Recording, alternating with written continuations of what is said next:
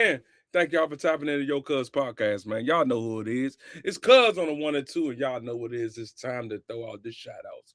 Shout out to the YouTube family.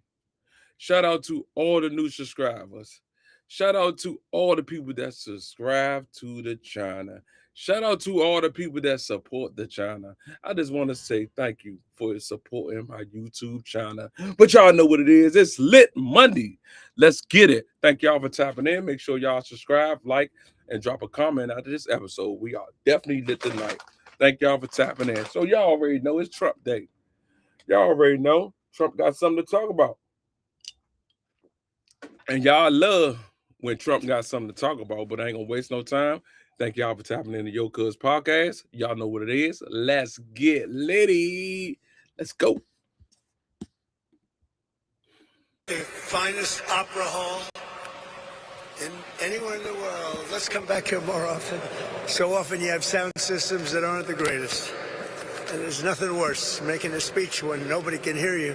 This is beautiful and it's a great place. And Memphis has to like me because I have a lot of friends here and they were not happy a year ago, 2 years ago, 4 years ago, and now they said, we can't believe what's happened in terms of crime, in terms of what's gone on and the job that these people and some of the great people, many of the great people in the audience have done.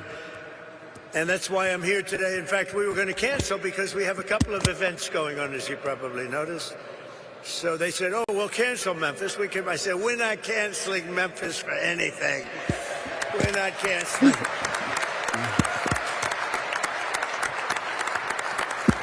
We're not going to cancel Memphis, but we do have some big things happening, and very positive, I have to say. So before getting to our important discussion this morning, let me provide a brief update on Operation Epic Fury, which is a very good name, as it turns out. That was a name. They showed me 20 names, sir.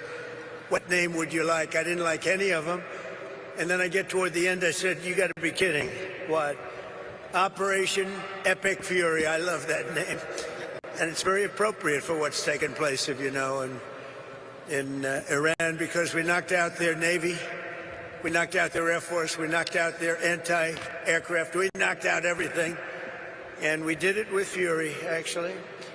As I announced earlier, based on preliminary conversations between the United States and Iran over the past 2 days, I've directed the Department of War to temporarily postpone planned strikes against major energy and electricity targets in Iran. They have very, very big, new, actually, and very expensive, billions of dollars it costs to build them. One missile, one of our powerful ones, and it comes down to the ground like it was made out of dust.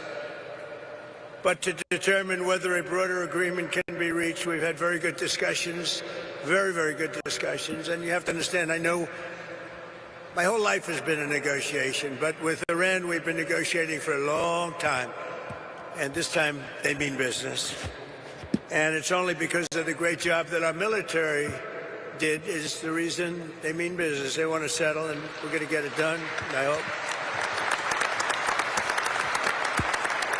So hopefully this will be possible, but no matter what, we'll ensure that Iran never obtains a nuclear weapon. They can't have a nuclear weapon. They would have had one if we allowed the Obama deal to stand. That was the Iran nuclear deal, they called it. They would have had one. Marcia 3. But I tell you what, Martha, we would have nuclear weapons up there when, would you say, 2 years ago, 3 years ago, or 4 years ago? We would have been in a position that nobody wants to be in. We won't allow ourselves to be in that position. Over the past 3 weeks, the United States military and our partners have been decimating Iran's military capabilities with overwhelming firepower, skill, lethality, and force, and we're destroying their ballistic missiles and drones programs with launchers down by more than 90%. We're hitting their launchers at a level that nobody even thought of before. 90%. They can't launch them, and they don't have very many of them because most of them have been annihilated. But we've annihilated their defense industrial base, eliminating their Navy. We had 158 ships are down. I said to my people, why didn't you capture the ship?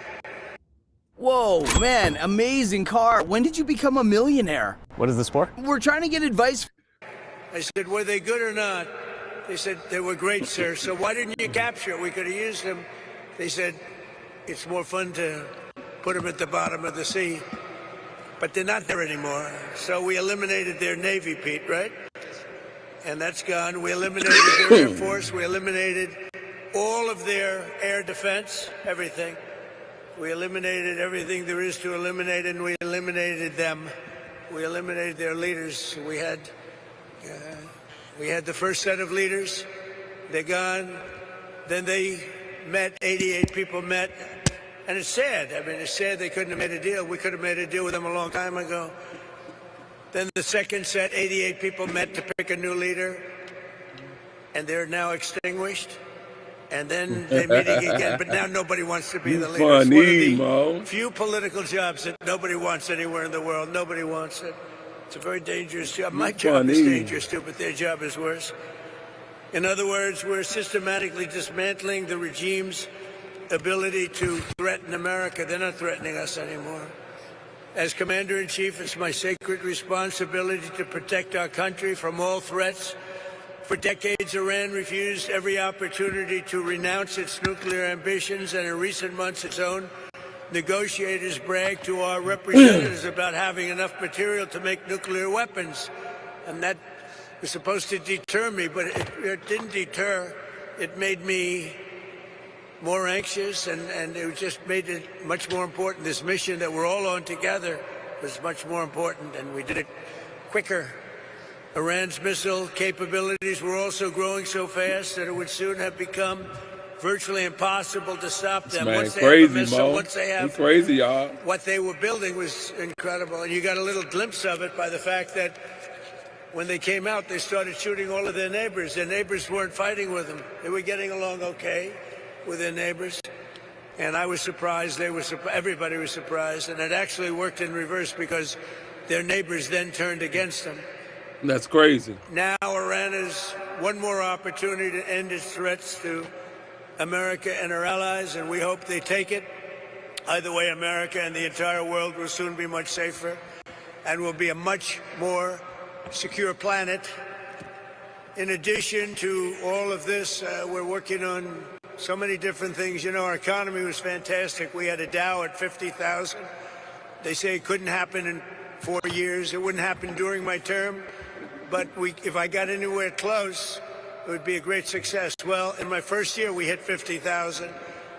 And with the S&P, they said, even more difficult. They said it would be impossible to hit 7,000 on the S&P. And we hit that in our first term. And then, unfortunately, I called Pete, I called General Kane, I called a lot of our great people. We have great people. And I said, let's talk. We got a problem in the Middle East. We have a country known as Iran that for 47 years has been just a purveyor of terror. And they're very close to having a nuclear weapon. We can keep going and get that 50,000 up to 55 and 60. There's no end. Or we can take a stop and make a little journey into the Middle East and eliminate a big problem. And Pete, I think you were the first one to speak up. And you said, let's do it, because you can't let them have a nuclear weapon. So we are now having really good discussions. They started last night, a little bit, the night before that. And I think they're very good. They want peace. They've agreed they will not have a nuclear weapon, et cetera, et cetera. But we'll see. You have to get it done. But I would say there's a very good chance. And it began when I said that we were planning tomorrow on shooting down some of their power plants, and we're not going to hold that up. Hopefully we won't have to do it. And hopefully we can make a deal that's good for all of us, including the Middle Eastern allies that have been very good to us, including Israel, that's been a great partner in this fight. They've really been a good partner in the fight. They fought hard. But we'll see what happens. I think there's a very good chance we're going to end up in a deal.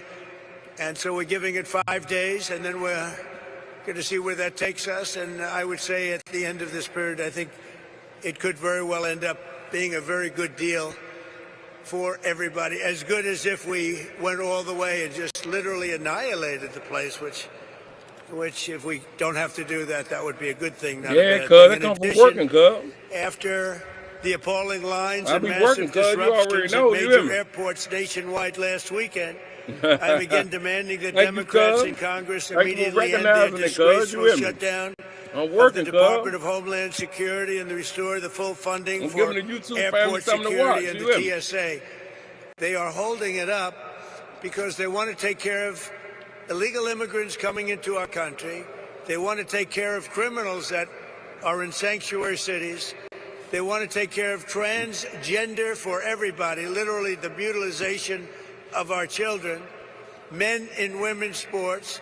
But what they don't want to do is give us anything to do with citizenship for voting or voter ID. Can you imagine? We're the only country that doesn't do voter ID. Every country does voter ID. You know, As a small business owner, you need a tax service that lets you focus on your brought to my attention today that we're the only country that does mail-in voting. Thank you. Mail-in You voting already means know. mail-in We cheating. lit. I call it mail-in cheating. And we got to do something about it all. And it's part of Homeland Security. And I'm suggesting strongly to the Republican Party, don't make any deal on anything. The most important thing we can have is what's called the Save America Act. Don't make any deal on anything unless you include voter ID, and you have to be a citizen to vote. You have to show citizenship to vote. Very easy to Trump always do. lying. It's very insulting when they say know people that? can't do it because they don't know how to do it. Anybody that can't do it, I think it's a very insulting thing to say. The Democrats are fully to blame with the struggle of the great American public is going through at the airports. They're going through a big struggle right now, and we just put ICE in charge, and they're helping TSA, the agents, There it is. and That they're nigga working put together ICE so in far charge very of the well. TSA job. I actually suggested that in the airports they take off their masks, and they did that. In the airports, I didn't like. I'm a big believer in the mask because we have, you know, Biden allowed hundreds of thousands of killers into our country. We're rapidly getting them out, by the way. But they would go after these people if they knew exactly who they were. But in the airports, it's different. I didn't love the look in the airport as you get off the plane. So I made a request and they agreed to it. So they're not going to be doing that. We will also bring out, if we don't have enough, we will bring out the National Guard and, you know, where we need it to help out at the airports. But we're not going to let this happen. It's extortion by the Democrats. They're holding up money that's already been approved. And now they're willing to go $5 billion reduction in ICE in order to get the approval on a deal that they approved, the great big beautiful deal, which is the biggest tax cut in history, the biggest regulation cut in history. They want to basically renegotiate a deal that they already approved. And they're doing it largely for a criminal element. That's it, 50 So likes. also Let's the go. Democrats are putting Come our on, cuz. country Let's in go, great cuz. risk We lit, cuz. during this period of time, a period that they call a war. They call it a war. We call it a military operation. Their leaders during this time are, as you know, as you want to say, they're in a never land. Schumer is gone. I mean, he's a Palestinian. He should be fighting on the side of Palestine. He's actually become a Palestinian leader. I don't know. I've never seen a man change so much. He used to be pro-Israel. Now he's pro-Palestine. I've never seen anything What like is it. that? And, you know, he's worried he's going to lose his next election, which it only depends if anybody runs against him. If anybody runs against him, he'll lose. But he's gone very wacky and very dangerous for our country.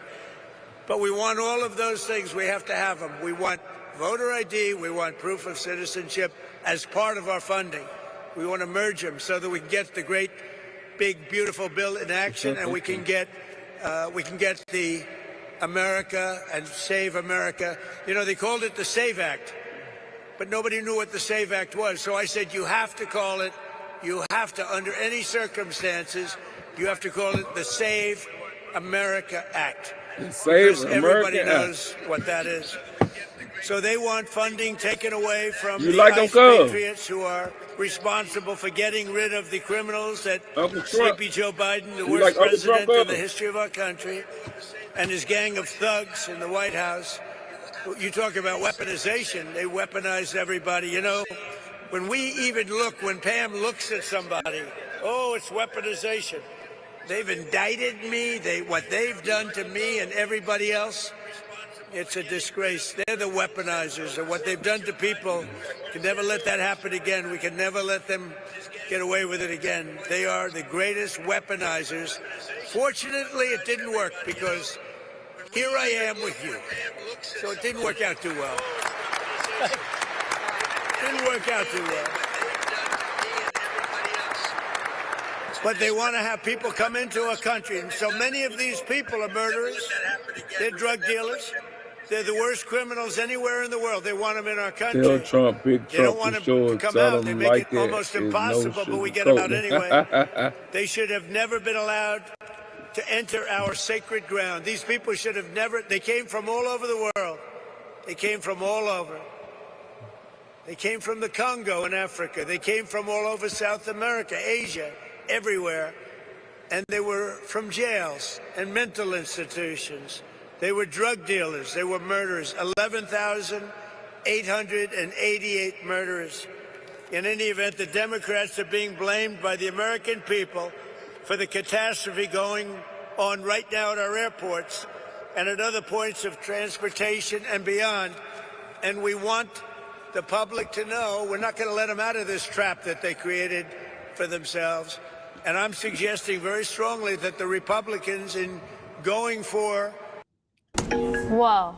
What's that? I just built the budgeting app in Base 44. Guys. The Save America Act, that you welded into exactly this, because voter ID is part of Homeland Security. Think of it. We're talking about two separate items, but they're really the same. Voter ID is part of Homeland Security. That's crazy because you're talking like that. Citizenship is part of Homeland Security. So I think it should be welded in. I think it should be together. You should vote together because the public has not liked what they've done at the airports, and they've done it, and the public understands it. They've gotten wise to them. Republicans do not settle with Democrats and let them out of this hole that they've buried themselves in. You have to take the votes in the Senate to approve. You need votes to approve. We have to get Democrat votes, and at a certain point, if you could get rid of the filibuster, it would be great. It'd be great. Get rid of the filibuster and get it all done. So we'll get it done. We want another thing. We can, or we don't have to, add those other items. And by the way, they say they're 80-20 items. They're not 80-20. They're 99-1. 99-1. Men playing in women's sports is a 99-1. You look at transgender mutilization of our children, that's a 99-1. And we have that in the bill, too. So they won't sign it. Then let the people reject them. And what we have to do is we have to win the midterms. This is the most important election. Because all of the gains that we've made, we built the greatest economy, the greatest military. I built the military in my first term, and we built the greatest military in the world. We're showing it now with Venezuela, with Iran. Everybody knows we have the greatest, most powerful military in the world. And we're in a position that we haven't seen. We're respected. You know, our country now is respected all over the world. A nurse home. A year and a half ago, we were a laughing Not stock. a nurse home, though, bro. We were a laughing stock. The king of Saudi Arabia told me a year and a half ago. He said, President, did you vote for Trump? I can't believe what's happened to America. Brain dead. 1 year ago, you were a laughing stock. Nobody thought you could ever survive. Now you're the hottest country. Use that expression. He said, now you're the hottest country anywhere in the world. And we are now. Congratulations, because we're all partners in this deal. You're the hottest country anywhere in the world. It's really amazing. So I congratulate you. It's a great feeling because we were laughed at for 4 years with this guy that should have never been president. USA strong. So I'm tying Homeland Security into voter identification with picture and proof of citizenship in order to vote. And those two items are the most important thing having to do with Homeland Security. So it should be part of the Homeland Security bill. And I'm requesting that the Republican senators do that immediately. You don't have to take a fast vote. Don't worry about Easter going home. In fact, this guy make this one for Jesus, okay? Make You this know one he for is. Jesus. That's what I tell him. That would be a damn good thing. The most important part of Homeland Security is voter ID and proof of citizenship. Nobody can vote on Homeland Security without voter ID or proof of citizenship. And you can't have Homeland Security without voter ID or proof of citizenship. So we're tying them together. So now, if you don't mind, let's get to the reason why I'm in Memphis and why you're doing so well. Because Fred Smith, everybody know Fred Smith? He was a friend of mine. And he created from a sort of failed report at like Harvard or whatever. He did a business report. A concept he had, that was his thesis, a concept he had to build a company, and it was FedEx. So he gave this thing where he takes packages, he delivers them, who the heck knows what he put down. Bottom line is they gave him a lousy mark. I don't know if they passed him or not, but they didn't give him a good mark. They say, this is the most ridiculous business plan we've ever seen. Fred, go back to the drawing board and try something else, because this won't work. Well, he decided to go for it, and he built FedEx, and it's an amazing story. And he was a very good friend of mine. But he would tell me that he didn't know what to do about Memphis.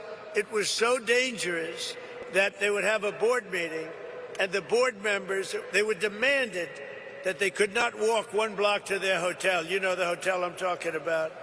What hotel you talking about? And now they tell me this is like an entirely different place. It's like Washington, D.C. He In always got to talk Washington, about us. D.C., we had the same thing, and now it's amazing. It's such an honor to Put that in English, if only bro. more governors. Your governor called. Put and that he in said, English. We love it. Your mayor has been terrific. Your mayor has been terrific. But look at the results that you've got. Look at the results. For the world. USA was And everybody Walmart for the should world. do it. You know, What if are I you was talking Chicago, about, bro? Pritzker, he's a failed governor. All he has to do is say, Walmart is a President, private we're family having a company. problem in Chicago. Could you come in and fix it? We'd have it fixed in 2 months. It would be good. It would be good in 2 months. It would be great in 4 months. You'd have almost no crime. But he can't do it. And it just keeps going the same way. So that's the reason I'm here, to tell you how well you've done, how well we've done. I mean, I just came in and people greeted me, sir, thank you very much for what you've done. I said, They were just happy where to are you see from, you, Memphis? Trump. What did I do? That's You it. stopped crime. And your sheriffs are so thankful. How do you give your book the best chance to succeed in 2026? If you finish writing your book and dream of seeing And, oh, you haven't seen it yet. You know, we've just been here a short while. In another 2 or 3 months, you're going to have, like, no crime. And, you know, we take these criminals. Is that our handsome senator down there, Bill? Is that our handsome Senator Bill? You got both of them down, but you're going to have a new governor here soon, I guess, huh? You're going to have a very new governor. Would you two stand up as senators? Please stand up. Two of the greatest people. Two of the greatest people. They never let me down, you know? Some let me down. They never let me down. Thank you. Last September, my administration launched the initiative modeled on D.C. Safe Task Force in our nation's capital. One of the most amazing things. I mean, I hate to say it. Now I can say it. I know it ain't nation's good. capital was one of the most dangerous places on earth. People were being killed that go in from Iowa, they go from Indiana to see the Washington Monument, and their parents would get a phone call they've been killed. And it was happening a lot. It was really That's where you from, York? Like this. Actually, yours was at a level higher, to be honest with you. It was really bad. But it was happening a lot. And now you walk down Washington, it's like everybody that sees me in Washington, we've been doing that another couple of months longer. Everybody sees me in Washington, they say, thank you, sir. Thank you. And I immediately know what. You know, they could thank me for a lot of things. I said, are they thanking me for the economy? I know immediately. We have people working in the White House, young women. They walk, I would say normally beautiful young women. Ever since I got elected, I don't like to say that, because usually when you say a beautiful woman, isn't she beautiful? That's the end of your political career. So I never say that. But young women coming up to me and they're saying, sir, thank you so much. I know immediately what they're talking about. I say, how big a difference is it? They say, we walk to work. We were afraid to walk into an Uber. We were afraid to walk into a car. The car would be, it didn't matter. The car was being robbed when we were in the car. And it was much more than being robbed. Being robbed was the least of it. Again, Rob, while you in the Uber, that's crazy. 3,000 people. And you know, there's an expression that 90% of the crime is caused by 2% of the population. And when you hear that, you realize why we can do such a good job. We moved 3,000 people out permanently out of Washington. These were career criminals. Many of them came in through the Biden open border disaster. They came in. They weren't there. They came in. They said, we want to live in Washington where they'll take good care of us, give us plenty of welfare. And we got them all out. We moved them back to their countries. Sometimes we'd put them in prison because they were so dangerous. We had one person killed 4 people in a short period of time. That's crazy. Many of the people, 11,888, 50% of them in our country, they came from jails. Other countries opened their jails and let them into our country because Biden and his great border czar, the border czar who never once went to the border, never once called Border Patrol. But his great border, perhaps you've heard her, Kamala. Has anyone heard of Kamala? She was the border czar. That was like having nothing as a border czar. Southern in their country, and they poured into our country, and they made our country very, very unsafe. And the job that know how to hustle. ICE and Border Patrol have done, they don't get the appreciation they deserve. They are great American patriots. They're incredible people.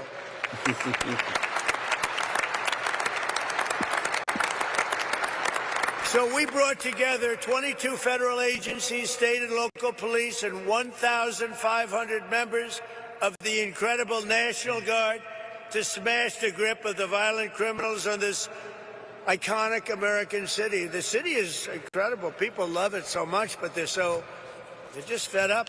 They can't stay, and now they're staying. I had somebody backstage say, sir, I was ready to leave, and now we're staying. I said, don't worry, it's going to get much better.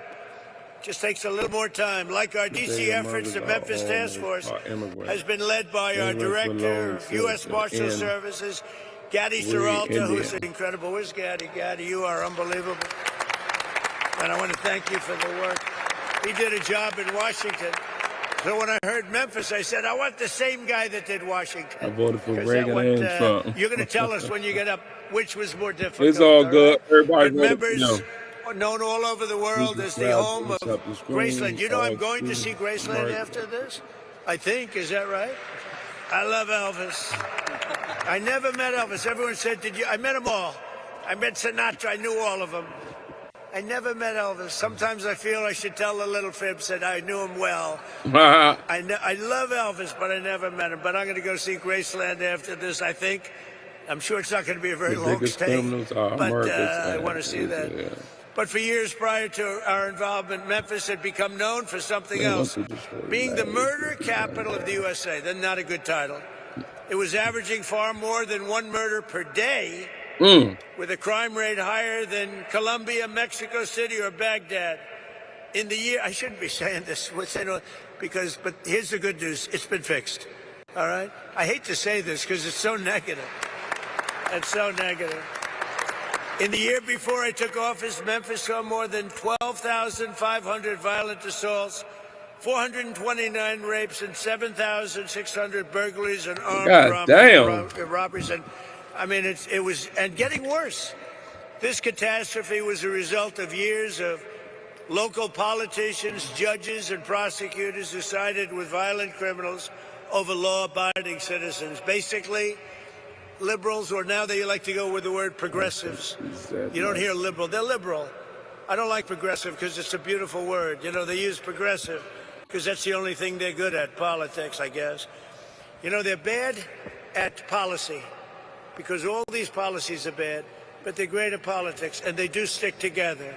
They stick together, they're good at politics, but they're bad at policy because they can't sell open borders, they can't sell transgender for everyone, they can't sell men and women's sport, so they can be the greatest politicians in the world, and that's why I'm here instead of them, I guess. My But grandfather just as was we have in 18. D.C., here in Memphis, My grandma. we've achieved one of the largest, fastest declines in violent crime ever recorded. So that's something, right? Ever recorded. In fact, you're half a percentage point away from the record, so we'll catch them in the next month or two, all right? I think that's going to happen. But that includes a 60% drop in robberies, a 74% drop in carjacking, and motor vehicle thefts. We have always achieved numbers that are good. These numbers are right on line to be among the best that we've done. And wherever we do this, we have very similar results. We were in New Orleans, where the governor called us, as you know, and we went to New Orleans. They just had Mardi Gras. They said it's the first, it sounds terrible, but it's the first Mardi Gras we've ever had where there was no murder. Can you imagine? Nope. Doesn't sound too good, but, you know, we're talking about the facts. And they said we had the lowest crime We're talking about that the we've facts. ever had on Mardi Gras, which is almost nothing. We went there about 4 months ago. We did a great job. So we've achieved a 70% reduction in murders from the peak in this place. In total, we've arrested 7,000 criminals, seized more than 1,100 illegal guns, taken more than 1,000 pounds of illicit narcotics, and rescued more than 150 missing children, making their parents beyond happy.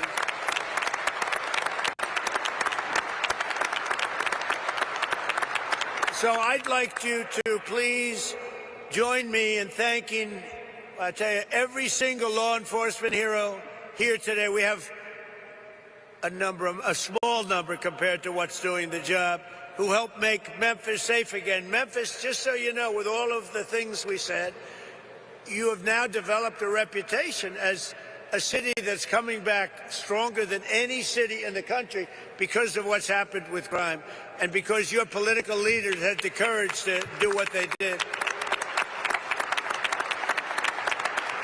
So I'd like you to also say a special welcome and hello to the Tennessee National Guard, the Memphis Police Department, ICE, CBP, the ATF, DEA, Homeland Security Investigations, the U.S. Marshals, the Tennessee Highway Patrol, and all of law enforcement. Everybody got together and they said, we're going to make Memphis great again. And they really did. It's so good. But, you know, I talk about how good it is. We're at 75%. Some people say 80, 81%. That still leaves 20%. You're going to be down in another 2 months, 3 months, I think, Gaddy. We're going to be down. We're going to be down to almost no crime. You're going to be an almost crime-free city. You're going to be so proud of it. People are going to stay. They're going to actually come back because you have everything going, but you have that one horrible cloud over your head.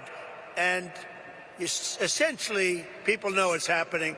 But essentially, in another 2 months, you're not going to have anything. You're going to have a crime-free, a virtually crime-free city. So today, I'm pleased to announce that the Secretary of War used to be the Secretary of Defense. We made a minor change. We like the sound of it better. That the Secretary of War has just signed a directive to ensure that all National Guard members serving on this task force, as well as in D.C., New Orleans, and our border security missions, will receive the same benefits as active duty troops because you deserve it. That's not bad. That's not bad.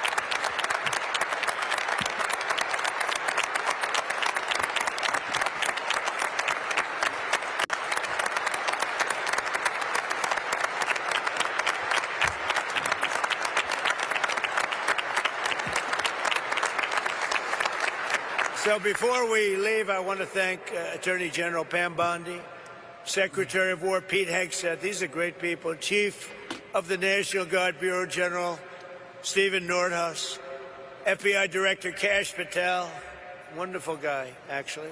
You got to get to know him. Once you get to know him, he's a wonderful guy. I've known him too long, right? He's a good guy. DEA Administrator Terry Cole, what a job he's done. Acting Director of ICE, where's Terry? Good job, Terry. What a job. In Washington, too. Acting Director of ICE, Todd Lyons. Todd, great. Thank you, Todd. Good job. Head of the ATF, Rob Cicada. Rob, thank you, Rob. Head of the Tennessee Highway Patrol, Colonel Matt Perry. Thanks, Matt. And head of the Tennessee National Guard, Major General Warner Ross.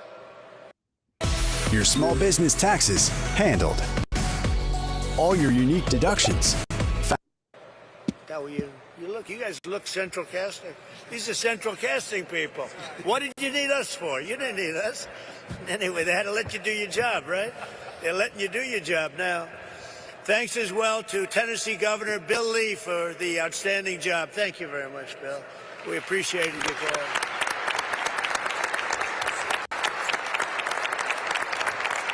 Bill called me up. He said, we need a little help in Memphis, sir. Would you get over here, please? He said, I have no pride. We just want this thing straightened out, right?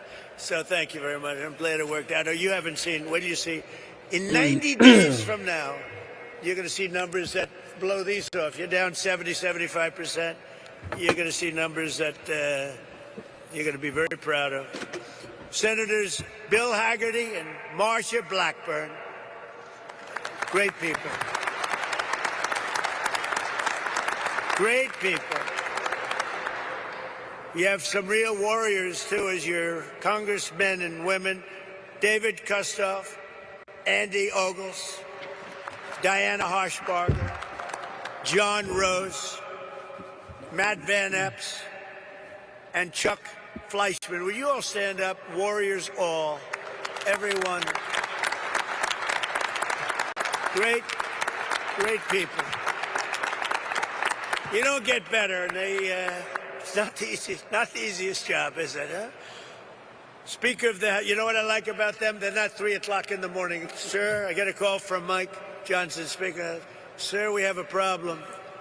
What time is it, Mike? 3 o'clock, sir, morning. We voted 9. We need, it's always the same, you know, it's like 8 or 9. Sir, could you call them for us and see if you can get their vote? 3 o'clock, call them up. Hey, Jim, how you doing? Hello, sir, I'm not there. I'm not there. Well, you got to get there. 9 o'clock, you got to vote. Sir, could I have a little breakfast so we could discuss this bill? You know, like a perfect bill, like, you know, voter ID or something. You know, a bill didn't have to be too great to do it. He said, could we have maybe a little breakfast at the White House, sir? So, because I can get there, but I'm just not there. Come on over for breakfast, Bill. You know? I got a lot of them, too. I have about 9 of them. But these are the people we love. These are the people we love. So I want to thank you all. Speaker of the Tennessee House of Representatives, and I hear this guy, I hear he's fantastic. Cameron Sexton, where is he? I have heard such good things about you. And you're working on a very specific bill right now. I know all about you. That's great. Let me know when it's finished, you know. You got to send me a copy, okay? That's great. Thank you, Cameron. You're doing a great job. Shelby County Sheriff Floyd Bonner. Thank you, Floyd. National President Floyd. of the Fraternal Order of Police. Oh, that's a big one. He gave me his endorsement. Patrick Yost. Where's Patrick? He gave me his endorsement. I said, well, what's your endorsement worth? How many members? He said, sir, we have 490,000 members. I said, that's a good endorsement. Patrick, do you think anybody outside of, within law enforcement, did anybody vote for Kamala that you know of? Don't say it. You're going to get yourself in trouble. Don't say it. But thank you, Pat. That's great. We had an unbelievable, I do believe we got 98, 99% with law enforcement. And why not? President of the National Sheriff's Association, Chris West.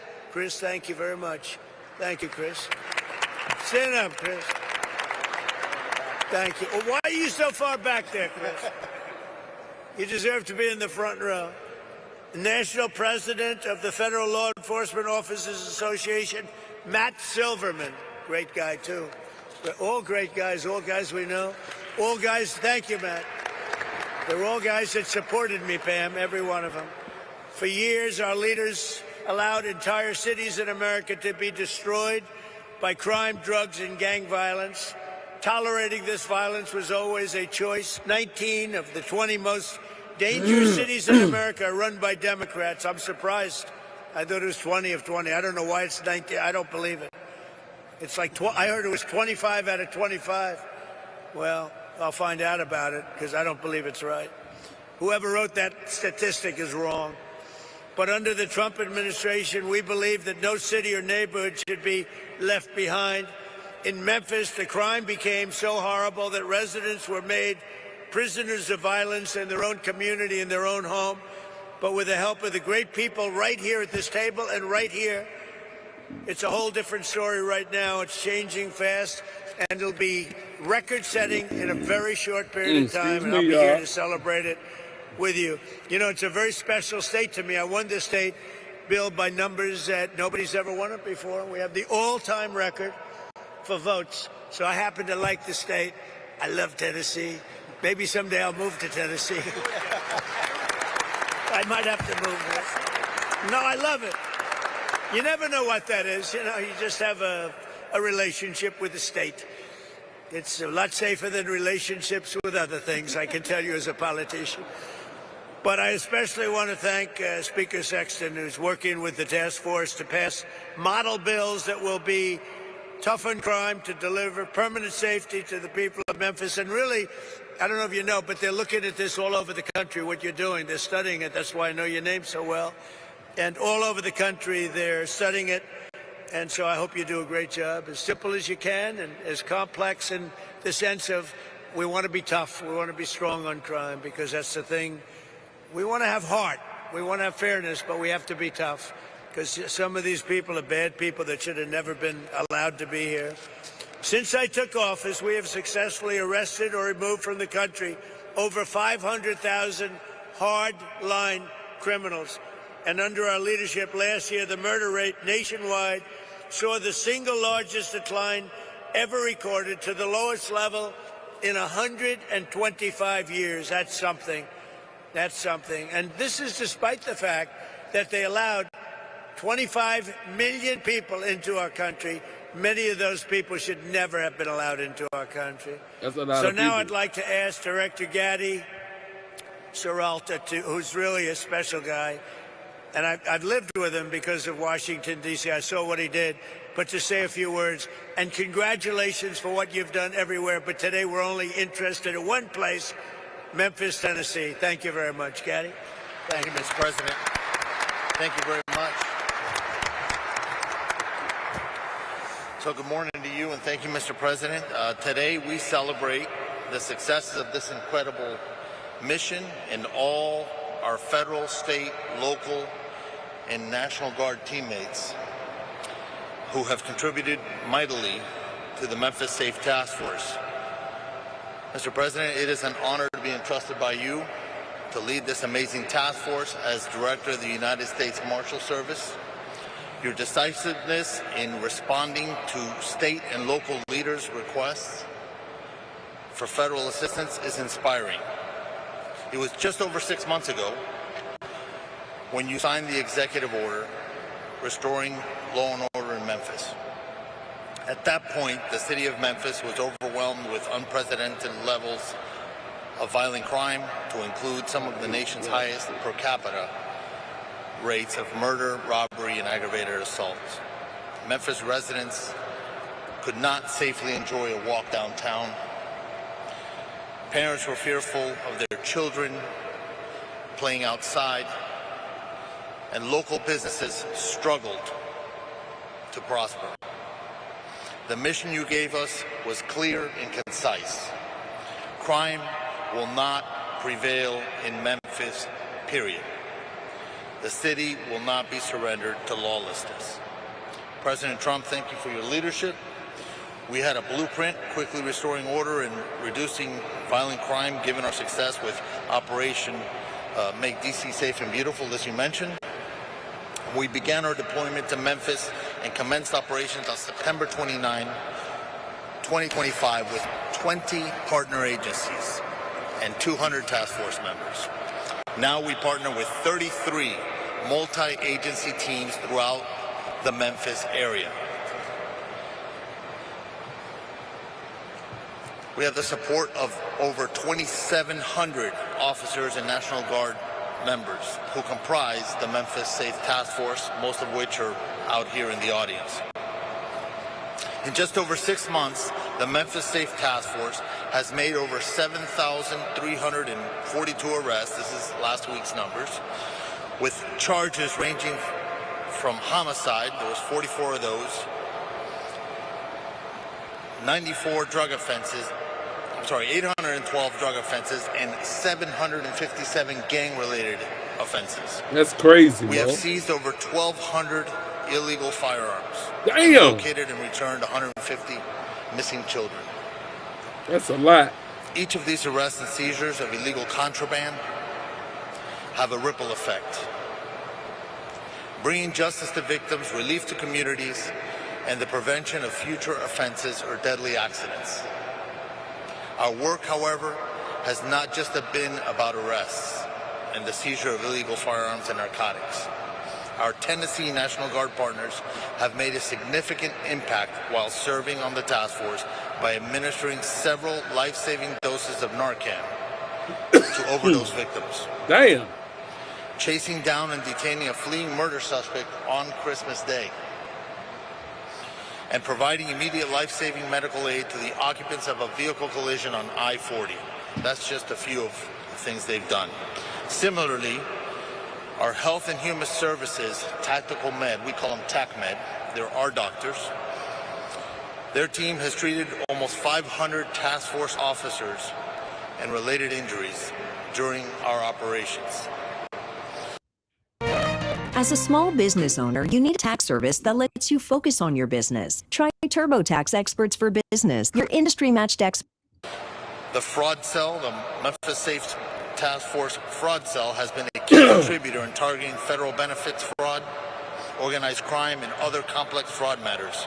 The fraud cell has more than 80 open investigations, 33 cases active with the United States Attorney's Office. Their recent efforts have resulted in 2 indictments of convicted sex offenders living in housing paid for by Housing and Urban Development, and 1 indictment for stealing benefits from a Social Security beneficiary. I would also like to recognize the work of Attorney General Bondi's incredible staff at the Western District of Tennessee. Their stats tell a remarkable story as well. They have increased the number of defendants charged by 221%, and the number of cases indicted by 204%, compared to the same operational period last year. I see you smiling, Mike. Congratulations. Without question,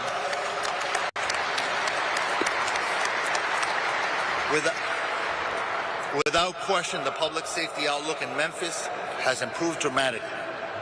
In the past 6 months, collectively, our efforts have resulted in a 43% reduction in total serious crimes, 37% reduction in murder, 40% reduction in sexual assault, 56% reduction in robbery, 68% reduction in motor vehicle thefts, and the most impressive of all is a 65% increase in the solvability of the crimes that have been committed. These numbers are so impressive that it's often easy to just recite them without reflecting on significant positive impact that we have had on lives of Memphis residents. The city's residents and visitors are now more likely to venture downtown, and our local businesses are rallying back. Large-scale public events have shown improved safety outcomes, as demonstrated during the December 6, 2025 St. Jude Marathon, where 22,000 runners gathered without a single reported downtown burglary, compared to multiple incidents in the prior year. Perhaps the most telling of all is one of our special assistant United States attorneys recently reported that a traveling emergency room doctor, expressed his appreciation for all that the task force had done. You see, he said that in years past he would see 3 to 5 gunshot victims per shift. And now he sees an average of 1 gunshot victim every 3 or 4 shifts. That's good. Mr. President, the Memphis Safe Task Force underscores one simple truth. When federal, state, and local agencies work together as genuine partners, we can reclaim even the most troubled cities. I am extremely grateful to you for the opportunity. To all our partner agencies, it has been an honor to work alongside you, and I look forward to sustaining and building on these partnerships as we continue to make Memphis safe again. Thank you. Thank you, Gaddy, very much. And Pam, I think, thank you.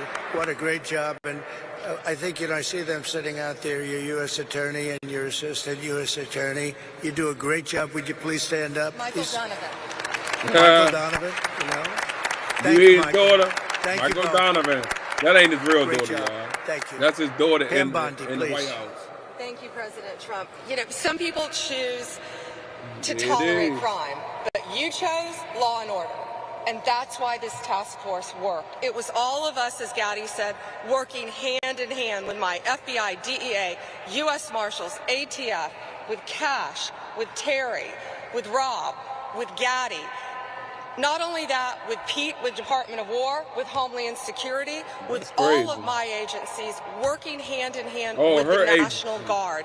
When you went out there, when we came to Memphis, you could not tell who was with what agency because everyone was working so well together. Our U.S. Attorney, Mike Donovan, was out there. And not only does everyone needs to know, we met with this president multiple times about this endeavor.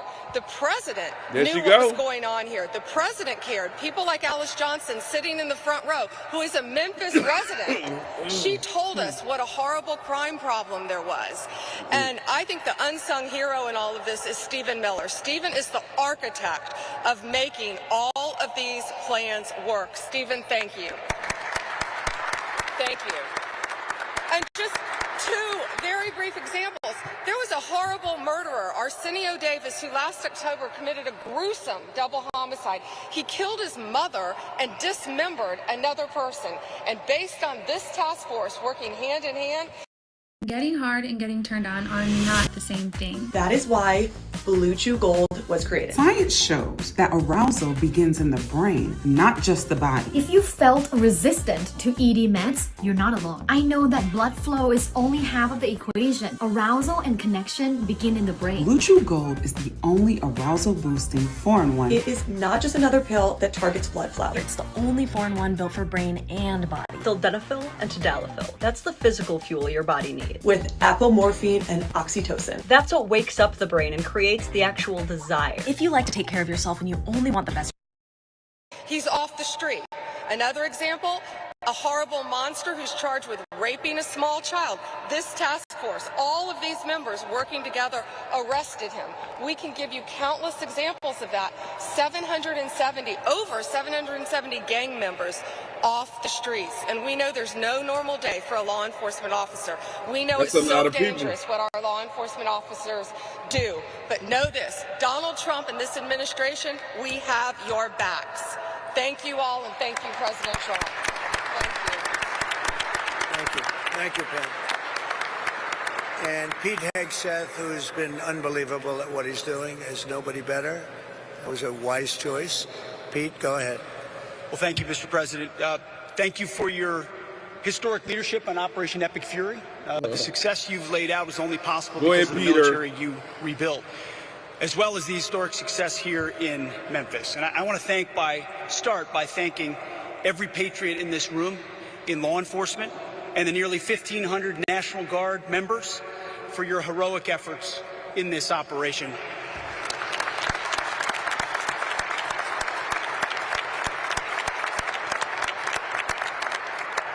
This is more than a task force. This is a statement not just in this city, but across the nation. When I look around this table, I'm looking at people that we work with every day: Governor, Cash, this team, the National Guard, Pam, Stephen, as was mentioned, Gaddy, the Speaker, at the federal level and the state level, working hand in glove. It doesn't happen any other way. You see, before President Trump, our nation was set on a perpetual course of decline. Our defense industrial base had been hollowed out. Our military had lowered its standard, prioritizing equity over merit and lethality. And right here in cities like Memphis, our people were focused on enduring just what seemed to be the status quo of rampant, vicious crime. Well, they let their cities burn to the ground, literally. In the name of hollow humanitarianism, weak leaders, and that's what it is, it's weak leaders, previously provided sanctuary for hordes of dangerous illegal aliens who preyed on our most vulnerable. Soft on crime, defund the police nonsense tied the hands of our brave law enforcement heroes while the bad guys ran wild.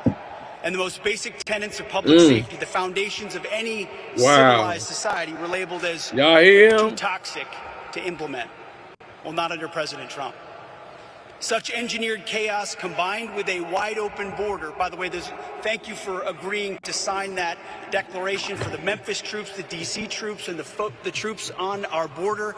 They'll now be paid and get benefits just like folks on active duty. Thank you for that, Mr. President. It's an important step of demonstrating how serious this mission is to the Department of War. It's common sense. And it was that same common sense that brought President Trump back to the White House. People were sick and tired of the never-ending crisis. And under President Trump, we will not allow depraved, suicidal ideologies to destroy our great cities. No longer will we sit idly by while illegal aliens and savage criminals rape, murder, and poison the good people of this country. Because every American, without exception, is entitled to safe, clean, and beautiful cities. Cities where you can walk in peace, cities where law enforcement can do their job. And to that end, the Department of War stands shoulder to shoulder with state and federal partners so that our streets can be defended once again. Kind of like the visual I'm looking at right here. I see a lot of civilian leaders and police, law enforcement leaders in the front. And who's behind you? Men and women in camouflage, having your back every single day like we do in this mission. So thank you for working tirelessly to protect this state and restore law and order. And the results, they speak for themselves. That your presence has led to a massive reduction in crime, a reduction the good citizens of Memphis deserve. So thank you, Mr. President, for your leadership in restoring street by street, neighborhood by neighborhood. You are saving Memphis, Tennessee, and the country, and we are grateful for it. Thank you, Mr. President. Thank you, Pete. Thank you. Mr. Governor, please. Yes, sir.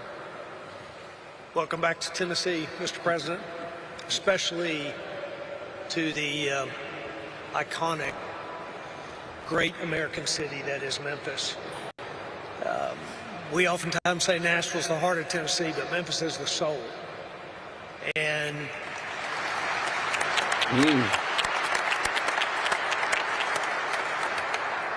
great businesses here, remarkable people. A true, rich cultural history, but a serious problem. And I want to tell you, even for me, today's a very important day, even personally.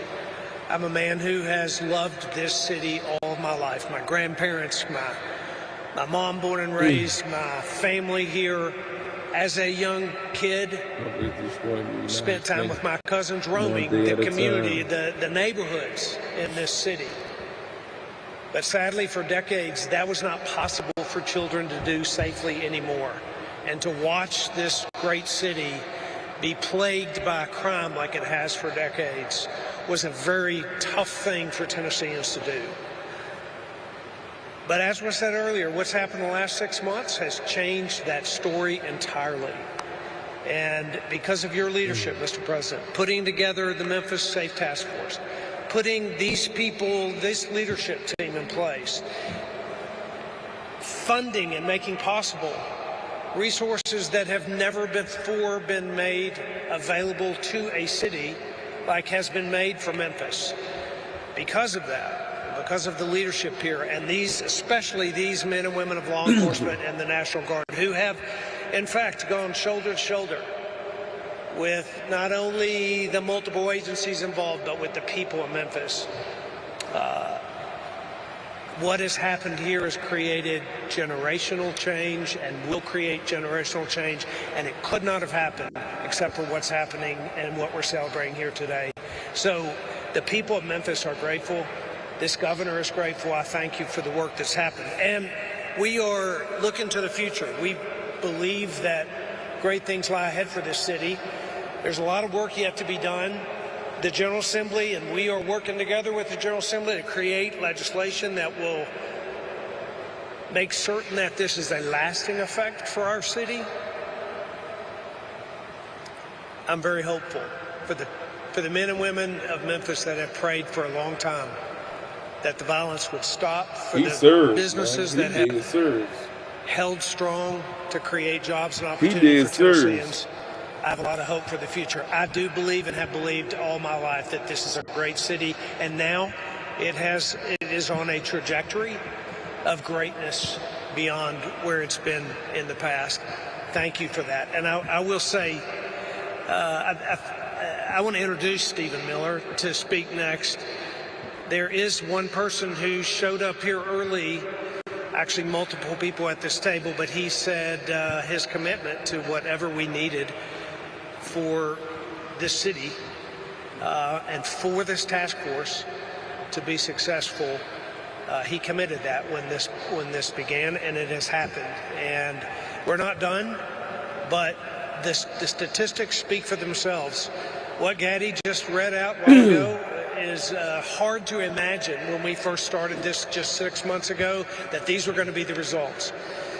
There's more to go, but we're grateful for the work. And Stephen, your commitment to us Tennesseans truly are grateful for it. And your commitment to President Trump's strategy, not just to make Memphis safe, not just to make Tennessee safe, but to make all of America safe again. So thank you, sir. Thank you. Stephen? Thank you. Well, first and most importantly, thank you to President Trump, whose vision and courage and determination has achieved something that if you had predicted it 15 months ago, people would have said it was impossible. If you had said 15 months ago that we would achieve the lowest national murder rate, not in 5 years or 10 years or 15 or 20 or 30 or 40, but in the 125 years, nobody would have believed it possible. And President Trump did exactly that, and it is a miracle.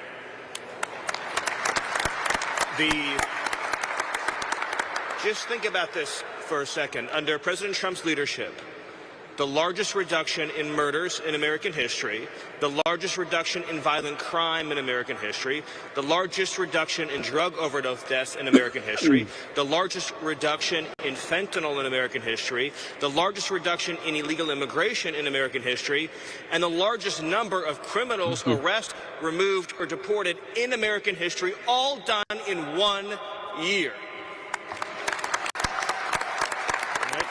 If I would just say this, if we had an honest media in this country, the statistics I just gave you would be 24/7 on the news.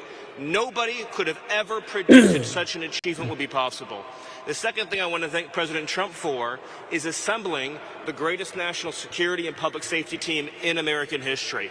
Because President Trump believes in merit, in competence, in people who get things done. So you look around the table of who President Trump chose for these jobs. You start with Rob or Gaddy or Pam or Pete, Cash, Todd, Terry, the whole entire team. What President Trump put together has never been rivaled in history. That's how you get things done. He chooses people based on their skill, their competence, their ability, their determination, their dedication, and their loyalty, and you're seeing the results. All right, you got to stop buying generic Viagra if y'all over 40. You can get 9 pills of 100 milligram generic Viagra for just $7 with free shipping. So I just want to again thank President Trump and of course thank the governor as well, who picked up that phone, called President Trump and said, I want you to help make Memphis safe. Although I bet the governor would agree, he could never have imagined this safe, this quickly, this many people behind bars, And let's just remember that because of the work that President Trump is doing, not only in Memphis, not only in Washington, D.C., but all over the country, ultimately, it will save and is saving tens of thousands of American lives. It is, I'll use that word again, what President Trump has done on border security and public safety is a national miracle that will be studied not only for generations, but for centuries to come. Thank you, President Trump. Thank you, Steve.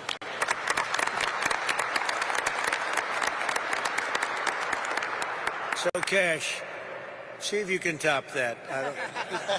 I don't know. That's a tough one, Cash. That is tough.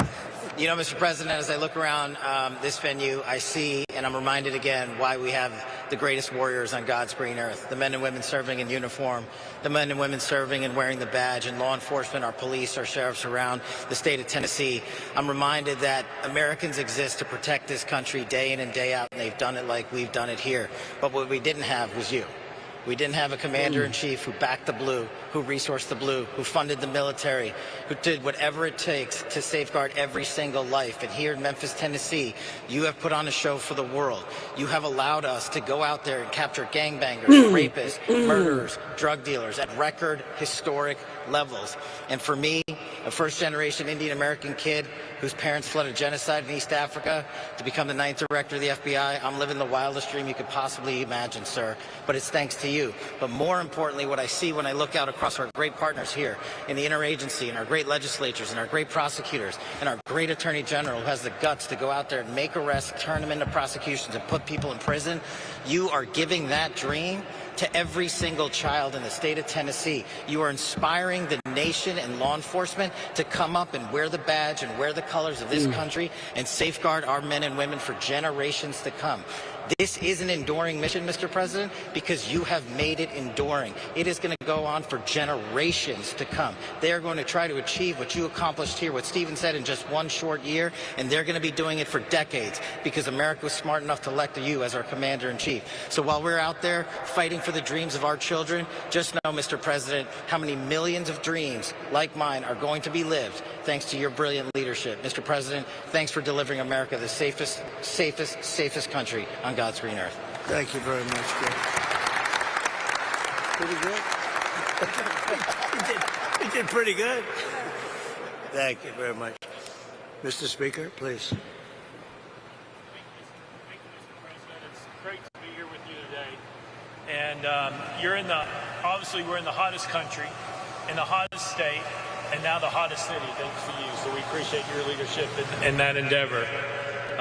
Also, it takes strong leadership, Mr. President, to do what you do. We thank you for that and have a strong team as well.